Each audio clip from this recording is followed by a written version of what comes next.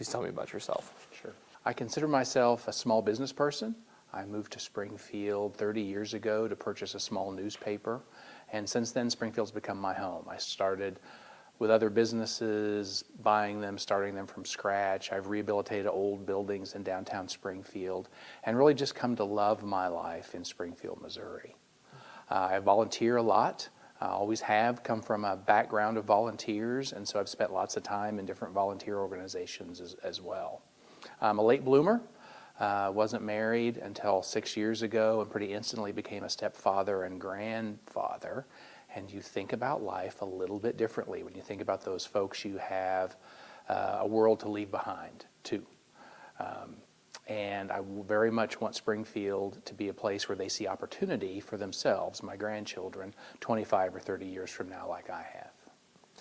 And using that experience with the small businesses, the volunteering, the community connections that you have, how do I phrase this? In what capacity would that make you feel qualified to run for mayor?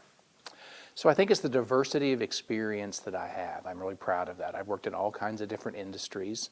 I've volunteered in a variety of different manners as well, and I feel like I can be mayor for all of Springfield. I have a volunteer's heart, and I'm at a place in my life where I have both the time and I believe the expertise to do a good job as mayor. That's the trick, to be a good steward of city council, a good steward of the city manager, to listen to what folks have to say and to bring that all together for positive city government. Yeah, and so let's talk about some endorsements. Do you have any endorsements at all? Yeah, I'm really proud of the endorsements I have. I received the endorsement from the Police Officers Association, also the Firefighters Association, also United Springfield, and then also the trade unions. And there are, obviously Springfield doesn't have as many issues compared to larger cities like Kansas City, St. Louis, but what are some of the issues you see in Springfield that need to be addressed? Well, the first thing people will tell you as you talk to people like I have on my 6-month journey toward the election is public safety is top of mind. That's why I'm so proud to be endorsed by both the police officers and the firefighters. If people don't feel safe, nothing else really works. So that's the number one issue that I hope to fix as mayor. The citizens have given us a wonderful tool. Starting April 1st, the existing 3/4 cent sales tax that has gone to shore up the police and fire pension will now shift. And 1/3 of that, or 1/4 cent, can be used solely for public safety. And I hope to use that to shore up what we're doing in public safety. My ultimate goal is for us to become a department that's a destination for folks. All kinds of cities across the country are facing shortfalls in public safety. And that means you just have to do a better job of working with your staff, working with the stakeholders to provide good jobs so people choose to work in Springfield, choose to come to Springfield to work. I want to talk to you about a couple of specific issues that have impacted City Council, and I'm asking all the candidates these same questions. The first one is about development. Obviously, there's been situations with the Galloway zoning that went to a citywide vote, with the National and Sunshine situation.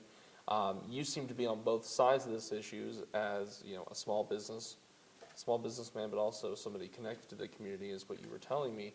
Is there a way, from your perspective, if elected, that you could maybe pursue a compromise in some of these situations where there's back and forth heated arguments between developers trying to create a business in a neighborhood where sometimes those neighbors don't want them there? So a little bit of a step back from this. So approximately 97% of all zoning cases in Springfield just simply go through the system. And nobody pays much attention to them. They pass staff, they pass planning and zoning, they pass council, and that's great. That's a really good track record. When I was in school, that was an A when you scored like that. There are always going to be a few zoning cases that just don't fit, that are square pegs in round holes, or whatever analogy you want.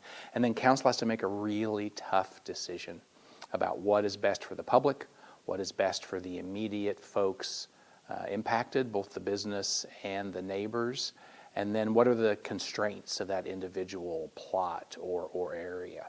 That's what council has to weigh, in my opinion. I believe the best way forward is to refocus on neighborhood plans. The city had an initiative before COVID where they were working on enhancing neighborhood plans and reaffirming neighborhood plans. Oftentimes Roundtree is used as an example. They considered and rewrote their urban conservation district. I feel like a system like that, where the developers know what they're getting into with more specificity earlier in the process, and the neighbors are able to hash out what they want and don't want in a manner where there isn't a pressing development and they can think things through, is kind of the very best way to deal with this. I hate that people buy property thinking they can do X with it. Currently, you can use it for Y, they want to do X, and then something happens in the meantime. I mean, they've really got to know when they buy it, here's all the easy things you can do, and if you want to do anything other than these easy things, man, it's going to be difficult. You should really, really be careful when you're doing that. I think that's the best way to do it, is with these enhanced neighborhood plans, whatever form they take. And branching off of that, another issue that's impacted city council is, or would rather I say has stirred up some controversy, is this ordinance that was passed, I want to say Monday or last Monday, and it's the license plate tag registration bill, the expired tags bill per se, that if your tags are expired on the road, officer discretion allows them, if needed, or if an officer decides to tow your vehicle. And there's been some council members that have been championing that bill, and there's been some council members that have deemed it a poor tax per se, stacking considerable fees on top of people who might already be up against it economically. My question to you is, given what you may have seen or may have read in the press or just from the city council meetings themselves, if you were on council and voting on that bill, how would you have voted? I would have voted in favor. What council is doing is simply saying two different things. One is that they're a separate initiative. They've asked the police to step up the ticketing of people with expired license plates or no license plates. That was a practice that kind of stopped during COVID, and they're trying to bring that back. Second, they're giving the police officer, there are now 6 or 7, I'm fuzzy on which one, instances in which they can tow a vehicle. This adds one more in the case of no license plate or an expired plate. I just don't think that's going to happen very often. Downtown, in various times in my life, I've had abandoned vehicles, and it is really, really hard to get the police to come and tow them. I just don't think they're going to be using that as a huge punishment. Now, what I hope comes through this and the public discussion, which has been robust, and I'm grateful for it, is that maybe some of these entities that are doing a great job helping the homeless or those in poverty will also look at folks who need help getting a vehicle licensed or getting a vehicle insured so they can continue to go to work. That's a really positive thing. Someone who is that far along, yes, used a great phrase, they might be up against it, just a little bit of help in that one area might really secure things for them. I also really support an initiative the police do, which pays for minor repairs.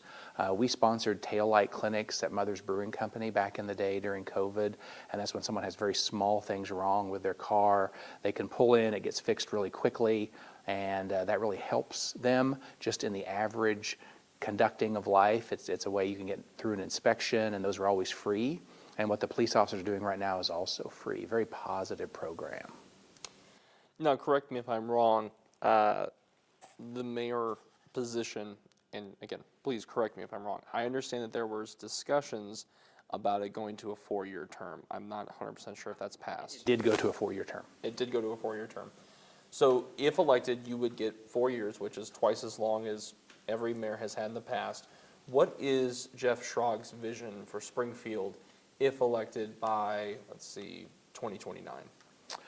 Number one, public safety. For us to become departments of choice for police officers and firefighters, and then take those principles that we have and perhaps spread them throughout City Hall so that we are fully staffed in all of our roles with the employees that we want. I believe that will make a significant dent in folks' perception of crime, the ability of police to do proactive police work, the same with the firefighters and how they respond to things. That would be thing number one. Number two, if it can be easier to get a building permit or a certificate of occupancy in the city of Springfield, if I could just do those two things, I would consider my term a really big success. With certificate of occupancy and building permits, any of the licensing programs the city has, making sure those are absolutely as user-friendly as we possibly can have. And then finally, I guess number three would be if we could, through the manager, hone a culture of problem solving among city staff so that they feel empowered to solve the problems of the citizens in front of them, as opposed to feeling like their job is to be a bureaucratic regulator, because that's what city council is pushing down on them. If I could do something to move the needle there too, those three things would make me very happy 4 years from now. And my last one is, why should people vote for you? When I set my mind to something, I typically do it, and so I've set my mind to be mayor, and that means I've been listening to lots of people, more than 100 people.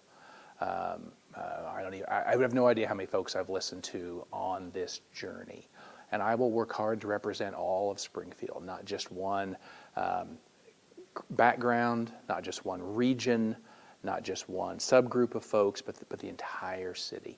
I truly am a good person for a nonpartisan office because I am not aligned to a political party, and I'm not aligned to a particular background. I've had diverse business interests, volunteer interests.